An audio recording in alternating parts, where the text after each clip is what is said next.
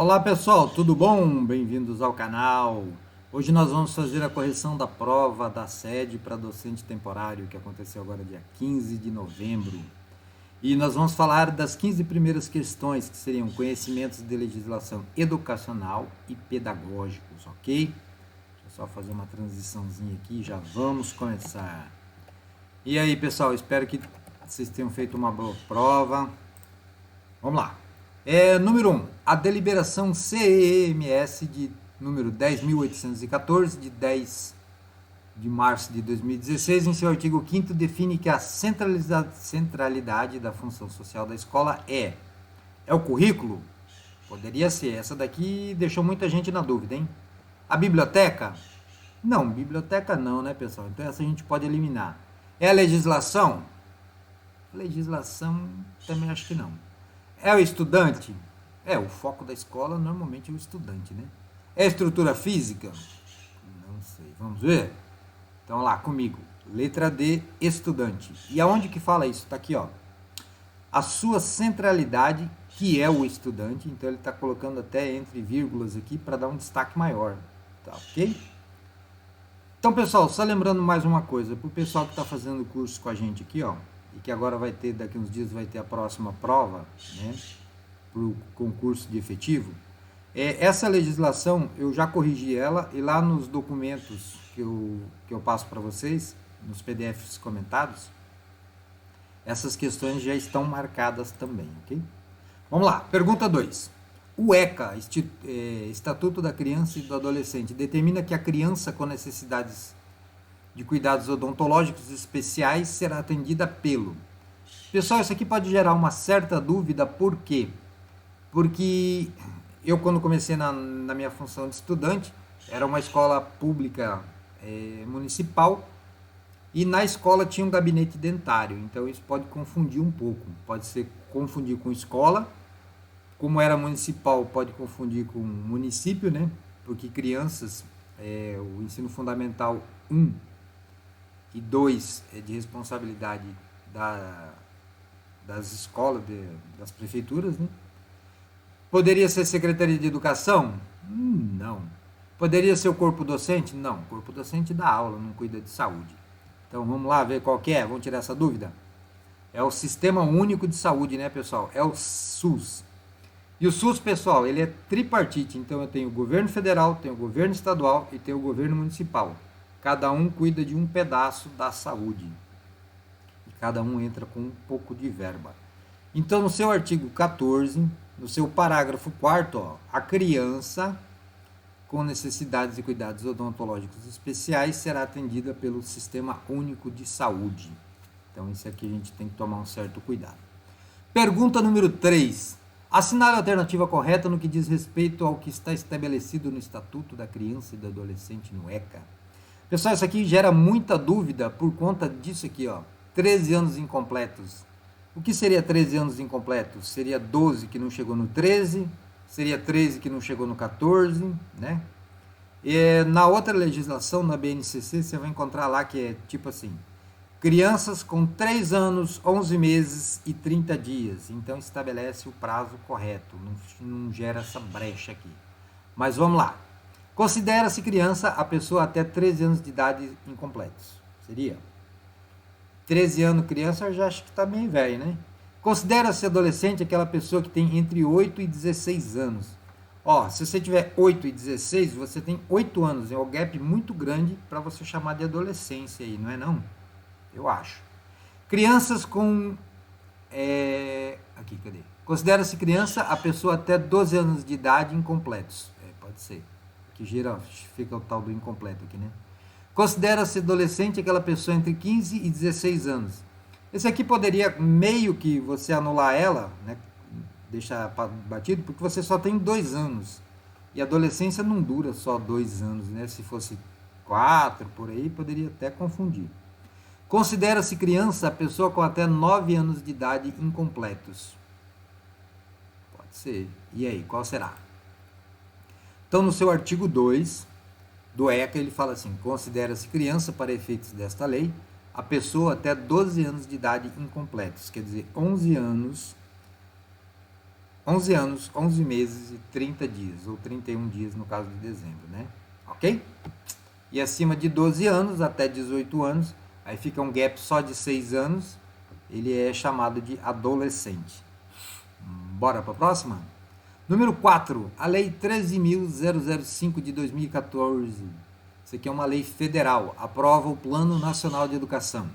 Assinale a alternativa que indica a vigência do PNE.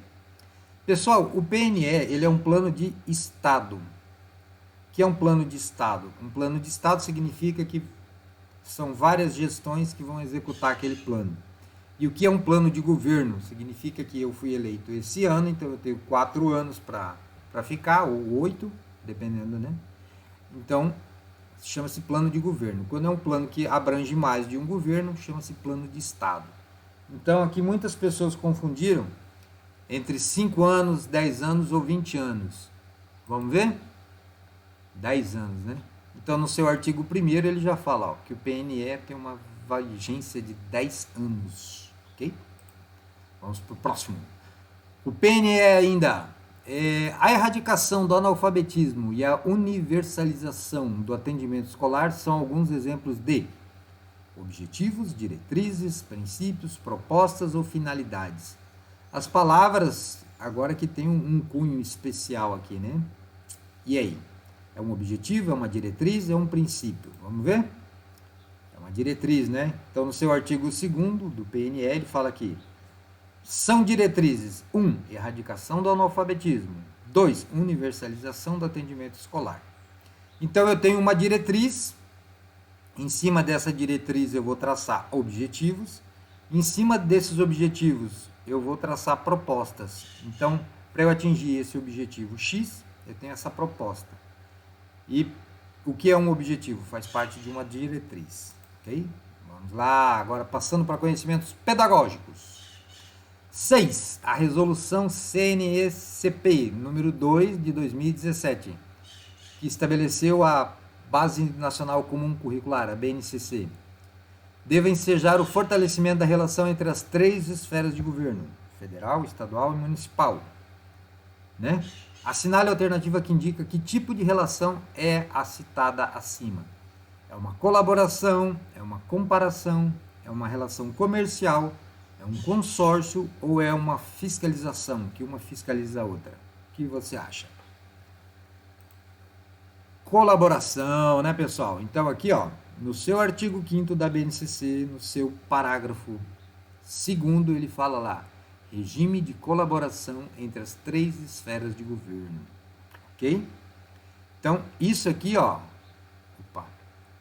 esse aqui já caiu na prova da sede do ano de 2020, já caiu alguma coisa. Para quem tem o material sabe que essa corzinha aqui, ó, é um item que já caiu em alguma prova. Então vamos lá. Número 7. À luz da resolução, essa que a gente acabou de falar, CNECP, número 2, sobre a complementação dos currículos da educação básica, é correto afirmar que... será que essa dica aqui tá certa, pessoal? Será que isso aqui é uma dica ou foi uma falha mesmo?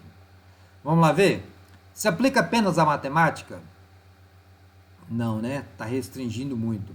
Se aplica apenas à língua portuguesa? Mesma coisa. A complementação deve ser uma parte diversificada? Pode ser, já está meio marcado ali. O planejamento é centralizado no Ministério da Educação? O Ministério da Educação, pessoal, centraliza muita coisa, mas não esse tipo de coisa aqui, tá? A resolução define que complementação será apenas para a educação infantil? Não, essa complementação ela pega tudo, da educação infantil até o final do ensino médio, 3º ano. Então sobrou para nós essa que está marcada mesmo, né? Vamos lá ver? Complementação deve ser uma parte diversificada. Então, no seu artigo 7, no seu parágrafo único aqui, ó, tá falando aqui, ó. Devem ser complementados em cada instituição escolar, em cada rede de ensino, pública, particular, estadual, municipal, federal, ok? Então, tá lá no artigo 7 da BNCC, do CNCP. Número 8. A valorização do idoso, educação para o trânsito e direitos humanos são temas o quê? que são complementares na educação, que são transversais, que são obrigatórios, que são avaliativos ou são políticos? Vamos ver? São temas transversais, né, pessoal? Então, o que é isso? Explicando para o professor, mas vamos lá. Tema transversal é um tema que começa numa matéria e pode perspassar para outra. Então, não fica restringida somente a uma matéria. Por exemplo, como o professor de matemática trabalharia educação no trânsito? Ele pode trabalhar o tempo do semáforo, pode trabalhar regras, verdadeiro ou falso. Se está verdadeiro aceso para uma, tem que estar falso para outra. Então, esse tipo de coisa. O professor de português, explicar como que funcionam as placas e tal. Então, a leitura de placas. Beleza? Então, está lá no artigo 8, parágrafo 1º. Os currículos devem incluir a abordagem de forma transversal. Número 9. Em 2019, foi publicado o documento do Currículo de Referência de Mato Grosso do Sul. Educação infantil e ensino fundamental. Assinale a alternativa que indica o nome da educação voltada ao atendimento das comunidades indígenas, previsto nesse documento. Escola indígena. Escola indígena, escola subentende-se prédio, né, ou alguma coisa do gênero. Currículo indígena. Currículo indígena deixa meio na dúvida. Educação escolar indígena. Também parece boa essa alternativa. Educação diferenciada indígena. Não está falando de currículo, né? Então, acho que essa daqui não. O indígena, ele já tem... O indígena e o quilombola, as comunidades quilombolas e as comunidades indígenas, elas já têm uma educação diferenciada por si só, né? Até os professores, de preferência no caso dos indígenas, é melhor que fossem indígenas. E educação para escolas não indígenas. Não indígenas já furou tudo, né? Vamos ver qual que é então? Letra C, né? Tá lá, ó. Artigo 2.4. Educação escolar indígena. Educação escolar indígena no Brasil vem obtendo significativos avanços desde a década de 70. Então, tá lá, nesse documento aqui. Bora pro próximo? 10. Com base no documento Currículo de Referência de Mato Grosso do Sul. Educação infantil e ensino fundamental. Esse é o nome do documento. O tema denominado Cultura Digital trabalha com quais conteúdos? Comunicação? Atividade física? Não, né, pessoal? Estou falando de cultura digital. Educação infantil? Também eliminaria. Avaliação escolar? Eu também eliminaria. Então, ficaria ou com comunicação ou com o uso de novas tecnologias. Vamos ver? O uso de novas tecnologias. Então, tá aqui, ó. Após a descrição dos temas contemporâneos, verifica-se que práticas pautadas nessas temáticas auxiliarão no desenvolvimento das competências gerais da Base Nacional Comum Curricular, como a cultura digital, ok? Tá lá no nosso documentozinho. Já, só relembrando, né, já está marcado lá para quem faz parte do curso aqui, já pode baixar a versão nova. 11. A avaliação realizada de forma contínua e processual tem o aluno como ator de sua aprendizagem, é denominada o quê? Formativa, tradicional, por disciplina, institucional ou informal? Seria formativa? Eu creio que é. Tradicional? Tradicional não está me falando que tipo de avaliação que é. Por disciplina? Todas são por disciplina, né? Avaliação institucional? Só se fosse a escola aplicando. Avaliação informal? Poderia ser uma informal, se você levasse no pé da letra que você não está pontuando isso, né? Você poderia fazer uma avaliação informal. Mas vamos ver qual que é? Então tá aqui, uma definição que eu peguei para vocês aqui, ó. A avaliação formativa tem como principal função ser um momento de aprendizagem dentro do processo de construção do conhecimento. Então é aqui que o professor vai saber se no final da aula, ele pode fazer isso, normalmente se faz no final da aula, ou fazendo uma questão ou duas, né? Para saber se os alunos entenderam ou não entenderam. Se na próxima aula você vai precisar voltar nisso ou não. Beleza? 12ª. O Enem, Exame Nacional do Ensino Médio, e a Avaliação Nacional de Alfabetização, ANA, são exemplos de exame do tipo de avaliação realizada fora da escola. Primeiro, seleção para concessão de bolsa de estudo. O Enem, ele não dá uma bolsa de estudo, né? Mas ele fala se você pode ingressar ou não numa faculdade, numa universidade. Levantamento de matrículas? Também não. Uma avaliação de aprendizagem? Eles avaliam a aprendizagem, mas não é bem isso que ele está perguntando aqui, né? Que tipo de avaliação? É uma avaliação externa ou é um censo do IBGE? Então vamos lá. É uma avaliação externa, pessoal. Deixa eu só fazer uma... aqui tem uma definiçãozinha do que é uma avaliação externa, mas eu só vou fazer um comentário básico aqui. Por exemplo, no âmbito da escola, se o Estado ou a Prefeitura vem avaliar a escola, isso é uma avaliação externa. Se a própria escola faz um formulário e avalia os seus alunos, isso é uma avaliação interna. Se a Prefeitura resolve avaliar todas as escolas do município, é uma avaliação interna da Prefeitura. Aí vem o Estado e avalia as escolas da Prefeitura. Então, é uma avaliação externa à Prefeitura. E assim sucessivamente. No Estado, nós temos os SAEMs. Então, a avaliação dos SAEMs, pessoal, é uma avaliação interna do Estado de Mato Grosso do Sul. Entendeu? Apesar de serem escolas diferentes, mas o ente que está fazendo a solicitação, que no caso é o Estado, ele está pegando todo o escopo dele.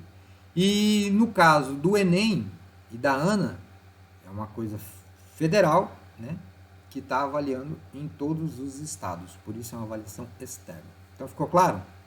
Essa diferença de externo e interno depende do agente que está aplicando e da população a que ele está aplicando. Vamos lá. Desculpa, só voltando aqui um pouco. O PISA é uma avaliação internacional, então é uma avaliação externa ao Brasil, ok? Mais esse detalhezinho. Assinale a alternativa que apresenta um exemplo de metodologia ativa. Esse aqui, pessoal, provavelmente vai ter recurso em cima dessa questão. Por quê?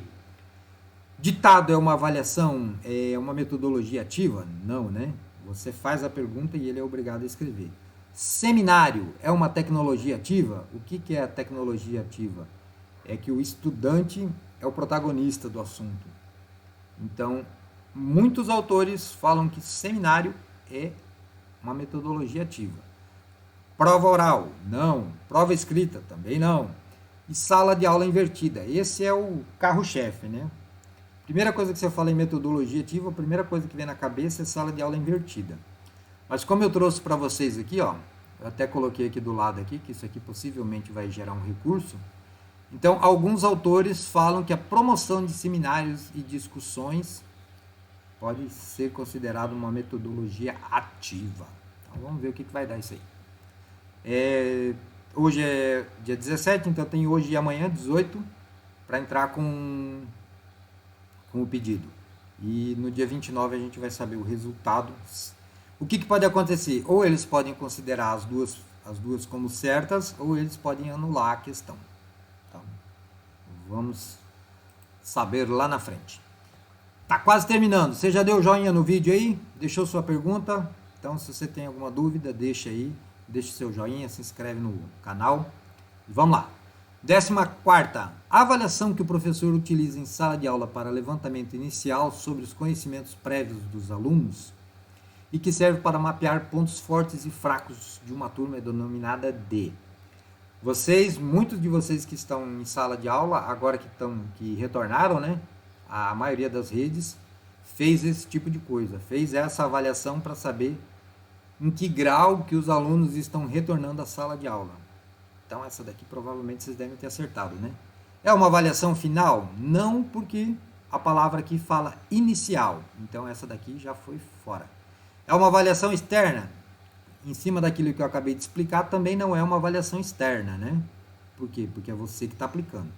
É uma avaliação diagnóstica? Muito provavelmente, porque diagnóstico vem de diagnóstico. Então você quer fazer um diagnóstico de como está o aprendizado do seu aluno. Então, essa daqui seria uma quente. É uma avaliação institucional? Olha, mesmo que seja instituída pela rede, não é essa a conotação, tá? É uma avaliação de levantamento de dados? Você está levantando dados, mas também você não vai trabalhar com esses dados. Então, aqui, pessoal, é uma diagnóstica, porque o professor quer saber em que pé que está o aluno dele, para ele poder fazer o planejamento dele no próximo mês, na próxima semana, nos próximos 6 meses.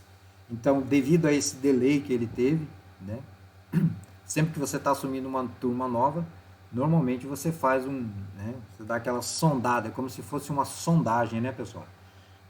Desculpa. Então, eu trouxe uma breve definição para vocês aqui, está aqui o link da internet.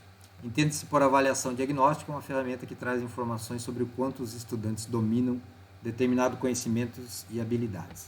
Ok? Então, vamos passar para a próxima e para a última. Assinale a alternativa que indica o nome que se dá ao conjunto de habilidades necessárias para lidar com as emoções que ajudam a construir um bom relacionamento interpessoal.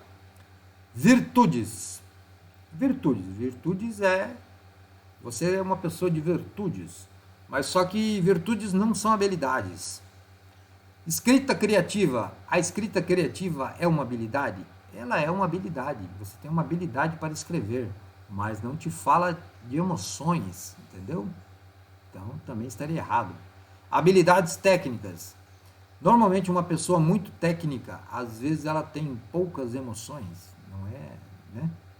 Então, uma pessoa técnica, ela às vezes foge um pouco da emoção aqui.